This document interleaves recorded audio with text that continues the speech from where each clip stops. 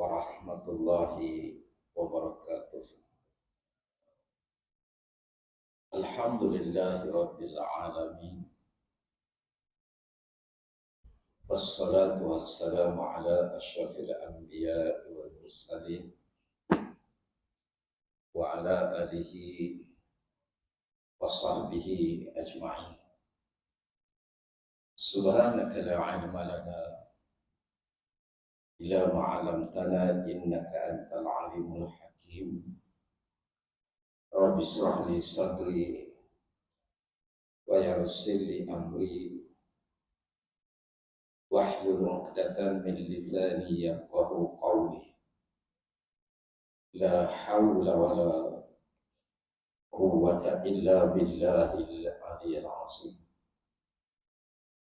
Yang dikasihi dan imam, pengurusi serta ahli jatah kuasa masjid, kaum muslimin dan muslimat yang dikasihi dan dirahmati oleh Allah Subhanahu wa taala.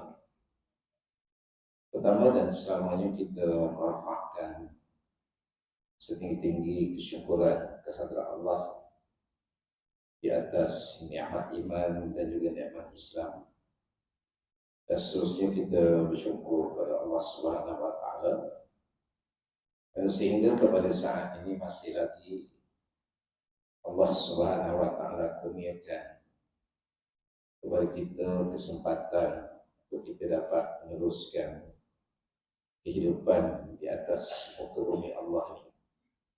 Bagi tujuan kita mengambil peluang untuk kita pertingkatkan iman dan takwa kita kepada Allah yang merupakan sebaik-baik bekalan untuk kita menuju ke alam akhirat. Mudah-mudahan kita terus-menerus diberikan kekuatan dan keizinan oleh Allah Subhanahu wa taala untuk kita dapat melaksanakan apa yang diperintahkan oleh Allah dan meninggalkan segala larangannya, sehinggalah kita dapat mengakhiri kehidupan kita dengan memperolehi husnul khatimah, insyaAllah. Jadi sebelum kita nak membicarakan sedikit tajuk kita pada hari ini berkaitan dengan persiapan puasa. Suka saya nak maklumkan, saya ada bawa kampung tu. Jadi bagi tuan yang ingin berdemo, niatkan untuk seorang pelajar perempuan umur 15 tahun sekolah agama yang sangat perlukan perbelanjaan bagi menyambung pelajaran, pendaftaran dan sebagainya, lebih kurang 1,000 lebih. Jadi cerita dia ni aku kena pribadi lah, sangat menyayat hati sikit lah. Sebab itu kita bantu dia sedaya upaya untuk supaya dia dapat meneruskan pembelajaran. Sebut awal tu ada tuan-tuan terlintas keluarkan zakat dan sebagainya untuk asnaf fisabilillah. Dia bolehlah saya tunggu, insyaAllah. Dia bertepatan lah dengan ciri-ciri asnaf bagi budak ni lah. Jadi nak cerita lanjut itu boleh sembang dengan saya lah. Bersembang, kita tak nak cerita lah pribadi. Tetapi insyaAllah sentiasa saya hidup pantau dia, jadi alhamdulillah di sekolah, sebuah sekolah agama, bukan kawasan saya pun, kawasan lain, tapi oleh kerana kehidupannya yang terlalu sukar, walaupun sebagai budak daripada dia kecil, dia menjalani satu kehidupan yang agak sukar, kesan daripada sikap ayahnya, duduk J, keluar J gitulah tuan-tuan sekalian. Jadi dia terpaksa menderita dan kita pantau dia sentiasa dalam pengetahuan dan sebagainya. Jadi sekarang ni dia sekolah di sebuah sekolah agama, dan sangat perlukan perbelanjaan untuk memasukkan sesi 2024 ni. Jadi saya dihantar kepada saya lebih kurang dalam 1,000 lebih lah untuk keterangan baru, buku-buku, pakaian dan sebagainya. Ikut ada anak keluar zakat tu, nak bagi boleh lah, saya boleh tunggu. Dan semangat derma pada malam ni adalah khusus untuk dia, insyaAllah. Jadi muslimin dan muslimat yang dikasihi, insyaAllah dalam seminggu lebih lagi kita akan menyambut ketibaan bulan Ramadan Al-Mubarak. Satu bulan yang disebut Al-Mubarak, kerana bulan ini adalah bulan yang dipenuhi dengan keberkatan. Apa yang nak sebut pada malam ini ialah persediaan. Tuan-tuan, puasa-puasa ni apa dia? Yang ni kita kena faham di situ. Puasa ni apa? Allah diciptakan kita ni tujuan tidak lain dan tidak bukan, kata Allah, illa liya'budun, melainkan untuk kita ni mengabdikan diri kita kepada Allah Subhanahu wa ta'ala. Maka apa saja yang kita buat di atas muka bumi ni, tuan-tuan sekalian, semuanya adalah mengikut apa yang diperintahkan oleh Allah Subhanahu wa ta'ala dan Nabi sallallahu alaihi wasallam. Berada dalam aspek pengabdian diri kita kepada Allah Subhanahu wa ta'ala. Sebab itu, tuan-tuan, apa saja yang kita buat atas muka bumi ini, kita tak lepas daripada pergantungan diri kita ni kepada Allah Subhanahu wa ta'ala. Kita nak masuk tandas, baca doa, keluar tandas, baca doa, pakai pakaian, baca doa.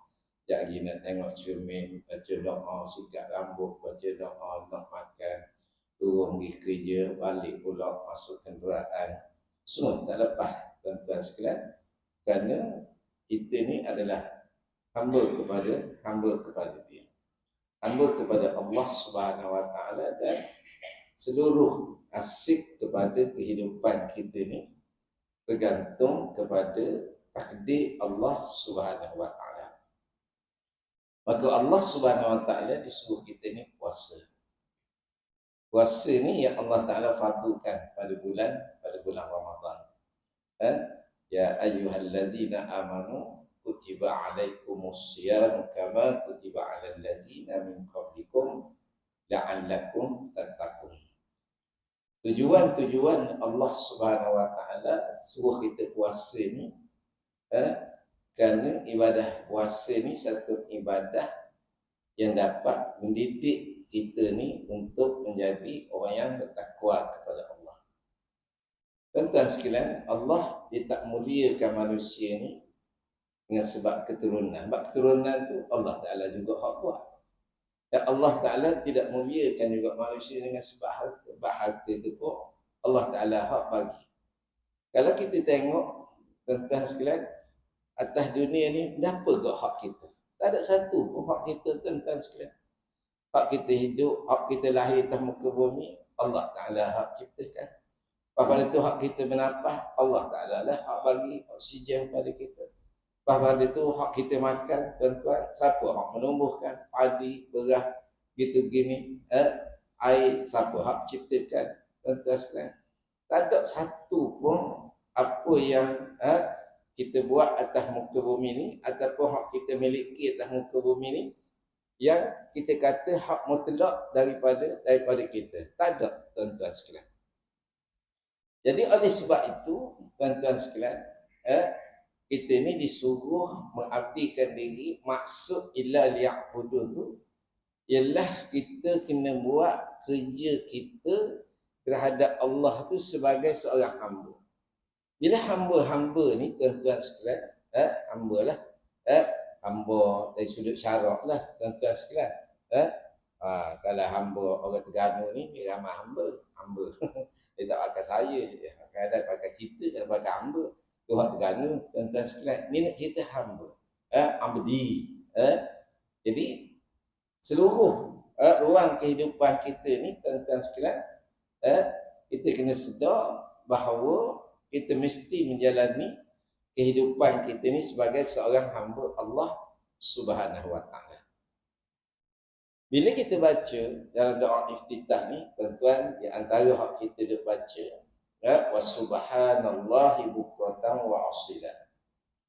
Kata ulama, bila kita baca je wa subhanallahi bukratan wa asila, maka wajib kita bermunajat dalam hati kita ni bahawa Allah Subhanahu Wa Taala itu adalah Rabb yang suci daripada sebarang sifat kekurangan.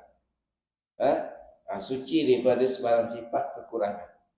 Tak ada kekurangan kerana sifat kamalat Allah Subhanahu Wa Taala, dan sifatnya yang sempurna.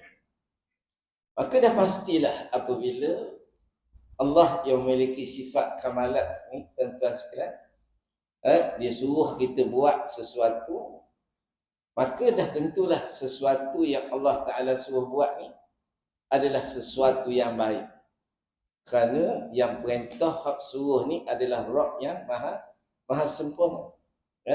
Sempurna dari sudut pengetahuan, sempurna dari sudut ilmunya, sempurna dari sudut kuasa, dari sudut kudrat, sempurna belaka. Tuan-tuan sekalian, tak macam kita manusia. Wa khuliqal insanu dha'ifa, ada lebih gini, ada kurang gini, ada kurang gini, ada lebih gini. Ada muka comel, kedekut pula. Kadang dia pula jenis peseng anjing, pemalas kedekut pula. Gitulah tuan-tuan. Ada je hak kurang, ada hak lebih. Tak. Pandai mekanik, pandai itu, pandai ni, hak dia lain pula tak pandai. Itu manusia. Dia ada sifat kekurangan, kelemahan. Wa khuliqal insanu dha'ifa. Tapi tidak bagi Allah Subhanahu Wa Taala. Maka dah tentulah apabila kita beriktikad bahawa Allah Subhanahu Wa Taala itu adalah Rabb yang maha sempurna, maka apa yang Allah Taala ni bila dia perintah pada kita untuk buat sesuatu, maka dah tentulah sesuatu tu juga bersifat sempurna. Sempurna ni apa? Lengkap. Sempurna ni apa? Baik. Sempurna ni apa? Comel. Kita kata gitu. Tuan-tuan sekalian, di antara ibadah yang Allah Ta'ala suruh ialah puasa. Puasa ni, tuan-tuan sekalian, kita banyak orang sebut tentang nak mencapai kesempurnaan puasa ni ialah dengan kita melaksanakan ibadah puasa tu mengikut rukun dan pelihara ibadah puasa itu daripada perkara yang membatalkan. Itu sempurna dari sudut syariat. Dan tuan sekalian, apa yang nak sebut sikit pada malam ni, puasa-puasa ni tuan-tuan bukan tu saja. Bukan tu saja puasa. Suatu yang kita kena sedar bahawa puasa-puasa ni ialah amal soleh. Puasa-puasa ni ialah satu benda yang kita kena bawa apabila kita mati, dan apabila kita bawa benda tu mesti kita bawa dengan sempurna, supaya kita mendapat keredaan Allah Subhanahu Wa Taala dengan sebab puasa tu. Jangan sampai bagaimana dalam hadis Nabi, ramai orang puasa tetapi hak dia dapat tak ada benda lain, illa ju' wal 'atas. Hak dia dapatnya lapar, hak dia dapatnya dahaga. Tiba-tiba puasa dia ditolak oleh Allah Subhanahu Wa Taala dengan sebab dia tidak menyempurnakan ibadah puasa itu sendiri mengikut sebagaimana yang Allah Ta'ala kehendaki. Mari-mari mati bawa puasa. Bawalah puasa. Bawa puasa macam kita nak beli barang, tuan-tuan sekalian. Kita tepah kek. Kita sebut nak warna gini, nak bunga gini, nak rasa gini. Tiba-tiba kau hak tukang buat kek ni, dia buat ikut suka dia je. Hak kita tepah gini, dia mari-mari hantar hak gini. Mesti kita tak terima. Nak terima apa? Lah, aku suruh buat macam lain, mau pergi buat macam lain. Aku suruh rasa macam lain, membuat macam lain. Aku suruh niat macam lain, membuat macam lain. Gitu puasa bila kita mati, kita bawa tuan-tuan sekalian bawa depan Allah, bisolatin wasiyamin, bawa solat, bawa puasa, bawa depan Allah Subhanahu Wa Taala, maka ditolak. Kenapa? Sebab puasa hak membawa ni tak macam mana puasa hak aku nak. Lepas tu kita bimbang. Lepas tu sempurna satu-satu ibadah ni kata ulama, iaitu mesti kita sempurnakan dia rukun untuk mencapai kesempurnaan satu-satu ibadah ni. Apa dia? Iman, Islam, ihsan. Mesti ada tiga-tiga. Satu iman. Iman ni tuan-tuan sekalian, iaitulah tauhid kepada Allah Subhanahu Wa Taala, akidah kita kepada Allah, dan kita melaksanakan ibadah puasa itu semata-mata kerana Allah. Lepas tu yang pertama syaratnya ikhlas. Ikhlas ni apa? Tuan-tuan sekalian, Imam Ghazali dia bagi contoh begini. Ikhlas ni tuan-tuan sekalian, dia adalah permulaan bagi setiap bilangan, kata. Permulaan bagi setiap bilangan. Maknanya kalau contoh orang suruh bilang telur dalam batu. Dalam satu batu ni, orang kata bilang, kalau bilang berapa getir dia dalam, kita tengok kosong batu ni. Dia kata bilang kan? Tak ada nak bilang apa, barang tu tak ada. Dia kata bilang kan? Alah kalau kita jekah bilang lapang benda kau ada ni kosong. Apa? Sebab tak boleh nak bilang. Kenapa? Sebab tak ada benda. Tapi kalau ada sebiji je, dia kata bilang. Ada satu. Satu tu dah jadi nombor. Dengan adanya satu ni, dia kata barulah jadi nombor-nombor hak lain. Permulaan bagi setiap nombor. Hak satu tu kan Imam Ghazali, hak tu lah ikhlas. Bila datang dia hak tu, maka barulah boleh pahala-pahala hak lain. Dan teruskan mula dengan ikhlas tu dulu. Yang kedua, Islam, iaitu syariat. Dan ini kita melaksanakan syariat ni, tuan-tuan sekalian, melaksanakan ibadah puasa ni mengikut rukun-rukun puasa. Dan kita pelihara dia daripada perkara-perkara yang boleh membatalkan, tuan-tuan sekalian. Ini syariat. Yang ketiga, dia kata ihsan. Ihsan ni kenapa, tuan-tuan sekalian? Bila malaikat Jibril suruh Nabi beritahu kepada dia, fa'akhbirni anil ihsan. Beritahu kepada aku apa itu ihsan. Nabi kata ihsan itu an ta'budallah ka'annaka tarahu. Itulah kamu berabdi, menyembah Allah Subhanahu Wa Taala seolah-olah engkau ni nampak dia. Ini tuan-tuan sekalian, payah kita nak nampak Allah ni atas dunia, mustahil lah. Tuan-tuan sekalian, mustahil kita nak nampak Allah Subhanahu Wa Taala. Dengan Allah tu, kita nak nampak Tuhan, dia tidak berjirim, tidak berjisim, laisa kamitslihi syai'. Tuan-tuan, dia tak serupa dengan mana hak ada atas muka bumi ni. Tuan-tuan sekalian, macam mana kita nak nampak dia? Kalau kita tak nampak. Lepas tu kata ulama, Makkah hak ni tuan-tuan sekalian hanya dicapai oleh para rasul dan waliullah. Payah nak beribadah macam kita ni nampak Allah Subhanahu Wa Taala. Payah orang awam macam kita ni, tuan-tuan sekalian, payah. Yang kedua kata Nabi sallallahu alaihi wasallam, fa in lam takun tarahu fa innahu yara. Ataupun mau beribadah, ini hak tangga kita, orang awam. Seperti seolah-olah kamu merasakan Allah itu sedang melihat kamu. Enggak, melihat kamu. Hak ni tuan-tuan. Kalau kita kerja tak, bos duduk dalam bilik. Duduk ataupun tak mari ke pejabat. Tuan-tuan sekalian, payah bagi orang ni bila dia kerja, lepas tu bos tak ada kat pejabat, bos duduk rumah ataupun tak kerja mari, dia nak jadi orang hak jujur sepenuhnya, payah. Tak, payah bak ada.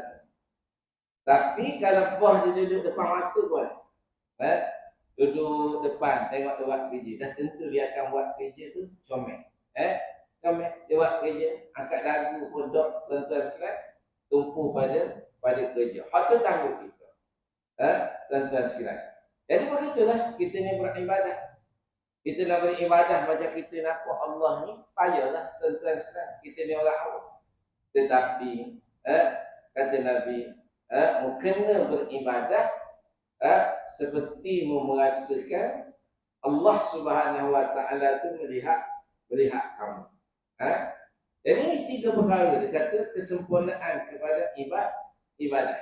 Tak cukup kita memenuhi puasa itu dengan syarat-syarat ataupun tuntutan iman, mesti juga dengan tuntutan syariat dan tuntutan ihsan, iaitu kita berpuasa seperti seolah-olah Allah itu melihat kita. Macam mana kita semayang kalau Allah tengok kita? Kita rasa gitu tak? Allah Ta'ala ni tengok aku. Macam mana kita buat kerja kalau kita rasa bos tu sedang tengok kita? Dia tengok kita buat kerja. Macam mana?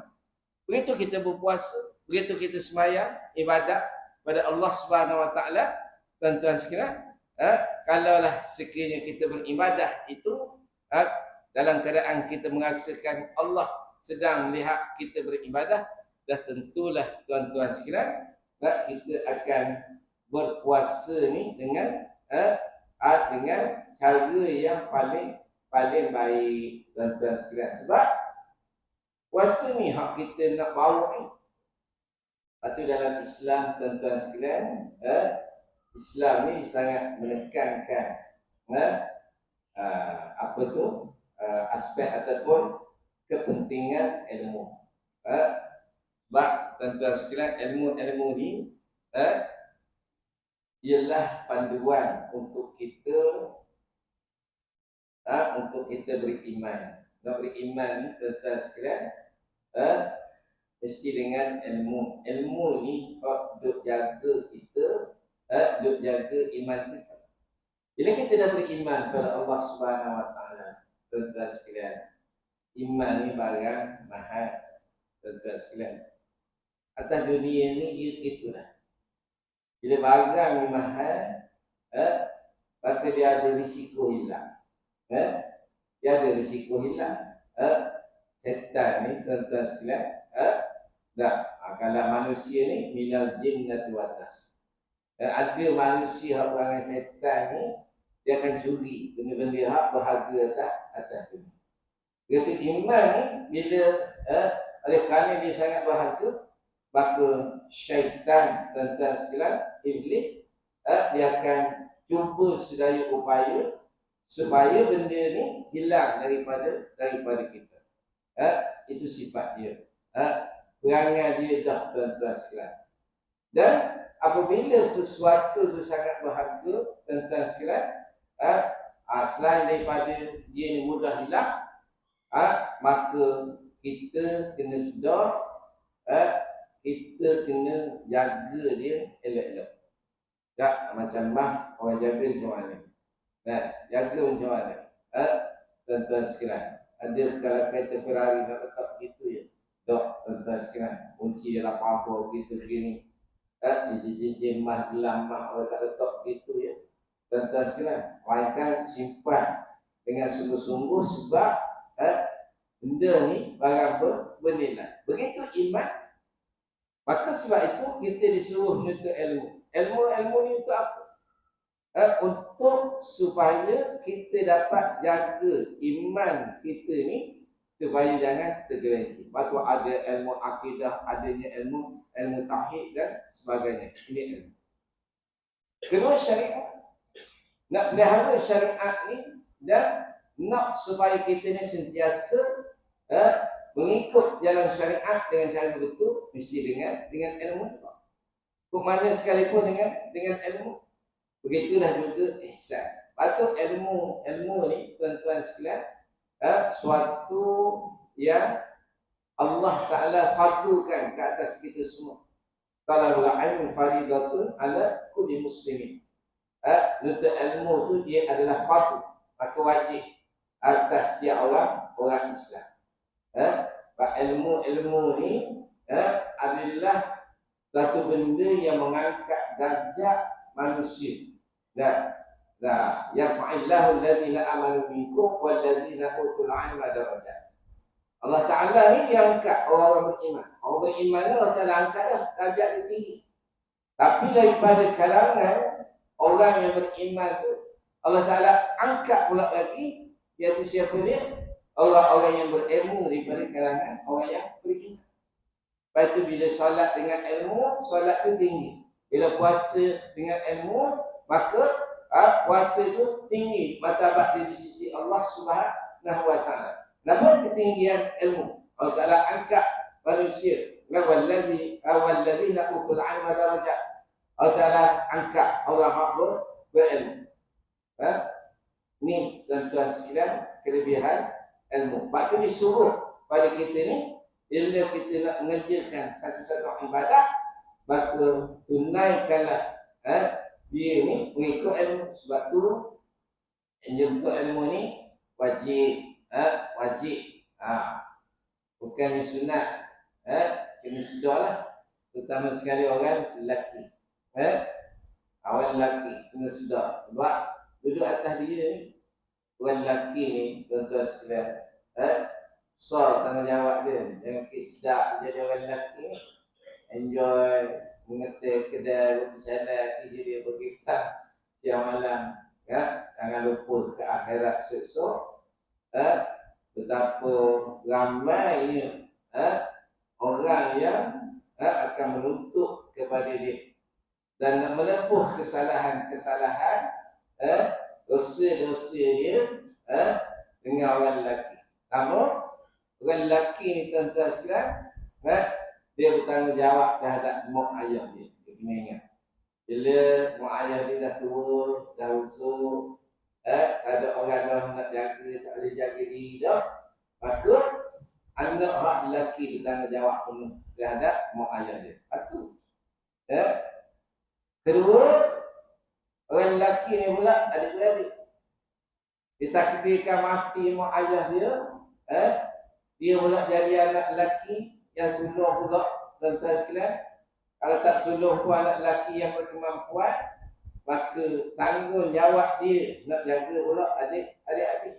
Ambil orang lelaki ni, orang menuntut dengan dia pada hari akhirat esok, dia dah pula kena jaga.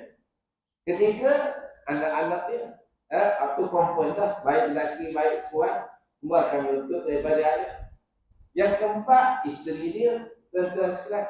Itu tanggungjawab dia, orang lelaki ni, tuan-tuan. Yang kelima pula, anak-anak yatim daripada adik-beradik lelaki dia. Mati adik-beradik lelaki dia, mati adik-beradik dia, hak lelaki, ada anak. Tanggungjawab siapa yang pertama ni? Kalau puan tua dia ada, dia tak apa, tuan-tuan sekalian. Dia tak ada. Bila tak ada, tuan-tuan sekalian, maka jadi tanggungjawabnya ialah adik-beradik lelaki dia. Dia lah hak kena jaga anak yatim tu. Padahal kalau anak yatim tu ada harta sekalipun, dia kena urus, kena jaga pula dari sudut emosi dan keselamatan dan sebagainya. Ini kan. Keenam, tuan-tuan sekalian, katakanlah mati adik-beradik lelaki dia, tuan-tuan sekalian, maka tinggallah isteri. Bila tinggal isteri ni, maka tanggungjawab dia ialah orang tua dia. Kalau kita tak ada ayah dah, orang tua dia, tuan-tuan sekalian. Maka kalau dah tak ada ni, tuan-tuan sekalian, maka kena ingat adik-beradik lelaki dia lah yang bertanggungjawab untuk nafkah ipar dia yang perempuan tu selama edah tu 4 bulan 10 hari, kan? Macam isu abang bocil baru ni lah, yang ahli putih ambil tu cara tak betul tu. Cara tu salah, di sudut syarak. Patut dia kena urus dulu orang tu selama 4 bulan 10 hari. Tak ada duit, buat cara tak ada duit. Ada duit, buat cara ada duit. Tuan-tuan sekalian. Baik. Nak cerita ramah hak tu, perempuan tak apa. Sebab tu kita hidup ni, tuan-tuan sekalian. Isteri kita ni ada benda kita boleh ikut dia, ada benda kita tak boleh ikut. Bukan semua kita boleh ikut. Yang mana kita kena bertindak sesuai dengan apa yang akan kita hadapi pada hari akhirat esok. Lalu ni antara tanggungjawab bagi orang lelaki ialah ilmu. Ilmu selain daripada dia sendiri menuntut ilmu untuk diajarkan pada isteri dan anak-anak, maka dalam situasi yang ada sekarang mungkinlah tak sempatlah kita nak turun kerja balik malam, bila tak nak ajar isteri. Maka wajib atas dia menghantar isteri dan anak-anak dia tempat orang belajar, orang mengajar agama. Wajib, bukan sunat, bukan halus. Wajib, bukan sunat, bukan halus. Kerana ilmu ialah panduan bagaimana kita nak jaga iman kita, nak beriman dengan cara yang betul, nak beribadat dengan cara yang betul, dan ilmu inilah yang mendatangkan ihsan pada kita. Ini dipanggil makrifat. Sebab itu dalam kitab-kitab fiqh yang membicarakan soal ilmu, dia kata ilmu yang bermanfaat itu apa dia? Iaitu ilmu yang membawa kepada makrifat. Ilmu yang membawa kepada makrifat. Ramai orang mari menuntut ilmu, mari masjid, mari surat, tapi tak jadi manfaat pada dia. Tapi tak manfaat. Contoh sekali, tak manfaat. Ilmu tu tak masuk pun dalam dada dia. Tak jadi apa ke dia. Mari-mari orang tanya tak tahu juga. Mari tak tahu. Aduh, panjang pula lah nak cerita. Panjang pula nak cerita. Dia mari sebab apa kita tidak tahu. Goreng duduk di rumah ke bini marah duduk di rumah ke. Jadi dia mari. Tapi mari bodoh kita lah. Mari. Lepas tu tak dapat apa. Bila tak dapat ni, tuan-tuan tak ada manfaat. Yang kedua, manfaat tu dari sudut amal. Dari sudut amal. Lepas tu dia kata ilmu yang bermanfaat itu ilmu yang mencapai ia kepada makrifat. Dengan sebab ilmu dia kenal Tuhan, dengan sebab ilmu dia kenal ibadat, dengan sebab ilmu dia tahu ni. Ini baru dipanggil ilmu yang bermanfaat. Manfaat ni dunia dan akhirat bagi dia. Lalu sebab itu ibadah puasa ni dia mesti dibiarkan atas dasar man shoma Ramadan imanan wahtisaban ghufira lahu ma taqaddama min dhanbi. Orang yang puasa dengan penuh iman dan perkiraan yang ikhlas, maka diampunkan segala dosa-dosanya yang telah lalu. Jadi kita puasa ni, tuan-tuan sekalian, lain daripada kita kena sedar bahawa kita kena jaga puasa tu daripada batal dan jaga juga puasa daripada terbatalnya pahala-pahala, supaya kita taklah dapat lapar dan dahaga semata-mata.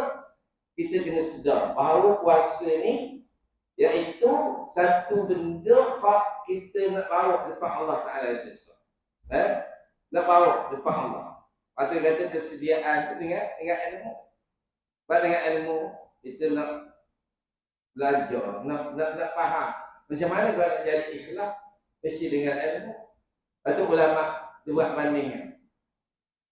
Orang yang beribadat dalam keadaan tak ikhlas, dia kata ibadat dia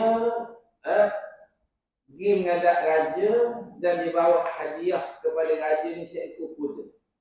Kuda tu punyalah comel, warna pun comel, tapi mati kuda tu. Artinya tak mencapai makrifat. Tak, mana hak mati bukan kuda tu, mana hati hak mati. Bawa dah, kuda comel-comel dah, tapi mati. Ada manfaat? Ada. Tentu sekali. Lepas tu orang yang beribadat pula tak sempurna pula syariat dia. Tak sempurna syariat. Maka dia kata seperti dia menghadap raja, hadiahkan kepada raja seekor kuda comel, tetapi tak ada kaki pula, cacat. Ni ibarat tuan-tuan sekalian. Adik kita ni nak bawa ni sebagai sembahan. Sebagai sembahan bawa solatin, wasyamin, wazakatin, nak bawa belakang. Nak bawa belakang. Nak bawa semayang, nak bawa puasa, bawa zakat, bawa sedekah, bawa itu, bawa ini dan sebagainya. Macam-macam. Hak kita bawa, hak kita buat atas muka bumi ni. Cuma, walaupun kita bawa tu banyak, tapi mesti memenuhi syarat. Begitu. Tak? Syarat dia tu mesti dipenuhi. Dan tuan sekalian, ada dia nak ikhlas, sempurna dari sudut syariat dan berlaku ihsan di dalam beribadah kepada Allah Subhanahu wa taala, beribadah seperti orang yang ma'rifat. Dan kalau kita tahu Allah Taala itu yasma'u ala kulli syai', yanzuru ala kulli syai', yaqdiru ala kulli syai'. Tuan-tuan sekalian, adakah kita nak beribadat dan cincang-cincang? Nak main-main? Tak? Kan? Tak mungkin. Tuan-tuan sekalian, kalau sekiranya kita mencapai makrifat daripada ilmu. Lepas tu nak menuntut ilmu tu pun ada niat juga. Dan kena mujahadah supaya kita ikhlas di dalam menuntut ilmu. Bunyi tu tadi azan tu. Ya. Bunyi masuk azan. Berhenti dah lah. Jadi tak ada panjang lagi, tapi cukuplah sekadar tu. Apa yang saya nak sebagai penutupnya, bagi pesan kepada saudara supaya kita buat persiapan, persiapan kita minggu kalau nak pergi Mekah, nanti sebulan lagi beg siap dah, baju dah lipat-lipat separuh dah, dia tanya apa merah sangat ni, kata, awak cepat tak kalut esok-esok apa. Tak kira kalut pada hari akhirat esok, tak kira mana. Tak nak buat persiapan. Lalu bulan Ramadan ni dia lebih besar. Satu bulan yang penuh dengan keberkatan. Terus sekalian, ada buat persiapan. Antara persiapan ni ialah ilmu. Persiapan ilmu, persiapan iman. Terus sekalian, orang kalau kereta kita kok, kalau kereta kita ni 3 tahun sekali baru berjalan, tak hidup, ada start tuan-tuan sekalian. Nak pergi tahun depan pula, hari ni baru, hari ni start, berhenti, tahun depan pula pakai kereta. Dia start, tak hidup. Gitulah ibadah tuan-tuan sekalian. Kalau hari itulah baru nak puasa, hari itulah baru nak puasa. Itu yang bila puasa Ramadan lebih lapar. Isnin kami itu tak nak buat. Tuan-tuan sekalian. Tak nak buat. Gitu kau solat tarawih. Tak rajin mari berjemaah tuan-tuan sekalian. Pergilah atas dasar semangat tuan-tuan orang ramai pergi. Dia pergi buat bulan puasa. Boleh bertahan ke? Tak. Ni 10 hari hilang. Masuk 20 hari hilang. Masuk 10 hari terakhir Lailatul Qadar, waktu kemuncak Allah Ta'ala nak bagi ganjaran istimewa dengan Lailatul Qadar. Waktu ni balik hak asal, hak yang segi tu dah tinggal. Hak lain tu tak ada, tuan-tuan sekalian. Dah. Masa tu baru nak tengok minyak hitam. Masa tu lah baru nak tengok bateri. Nak jalan jauh. Tak, tuan-tuan sekalian. Ada dia kena ada persiapan, kan? Jadi cukuplah sekadar itu. Terima kasih kepada orang yang mendengar. Ini sebagaimana seperti ini adalah mendengar pada seorang pelajar ni, nak tahu dia dengan lebih detail boleh jumpa saya lah. Tak minat kita pribadi orang ni, tuan-tuan sekalian. Tapi insyaAllah, dia layak kalau nak tuan-tuan bagi zakat ke apa semua dan sebagainya, insyaAllah. Jadi cukup sekarang tu. Terima kasih semua. Kita jumpa lagi pada waktu yang lain. insyaallah bulan Ramadan ke-6. Bagaimana kalau mau panjang kita dapat jumpa lagi insyaallah.